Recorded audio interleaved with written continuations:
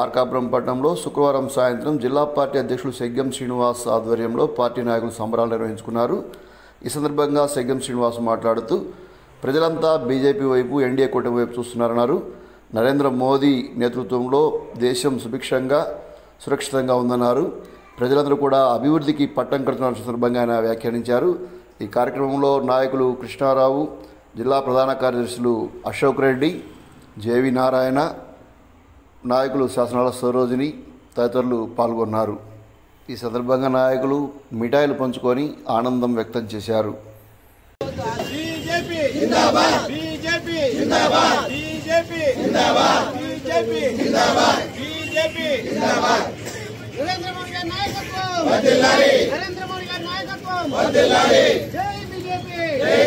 Media మిత్రులకు నమస్కారం.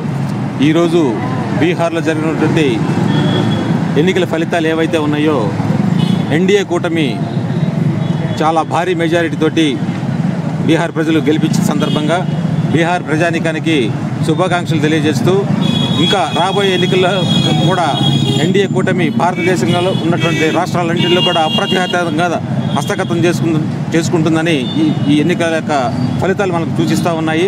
రాబోయే అట్లానే ఎంపీ ఎలక్షన్స్ కూడా నరేంద్ర మోడీ గారు ఇంకా ఎన్నో సంవత్సరాలు మన దేశానికి ప్రధానమంత్రిగా ఉంటూ దేశాన్ని అత్యుత్తమ మార్గంలో నడిపిస్తారని చెప్పేసి సందర్భంగా తెలియజేస్తా ఉన్నాను. నరేంద్ర మోడీ గారి నాయకత్వంలో వికసిత్ భారత్ లక్ష్యంగా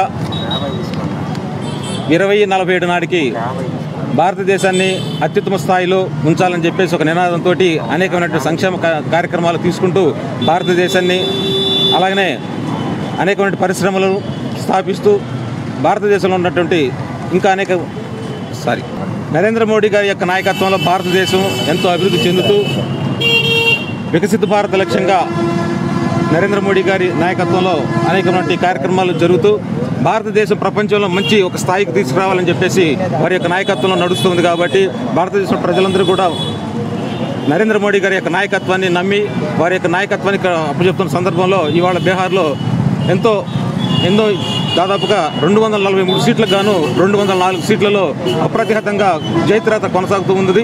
కాబట్టి మనం కూడా రాబోయే ఎన్నికల్లో ఆంధ్రప్రదేశ్ నుంచి కూడా భారతీయ జనతా పార్టీని అలాగే ఎన్డీఏ కూటమిని గెలిపించాలని చెప్పేసి ఈ సందర్భంగా తెలియజేస్తా ఉన్నాను.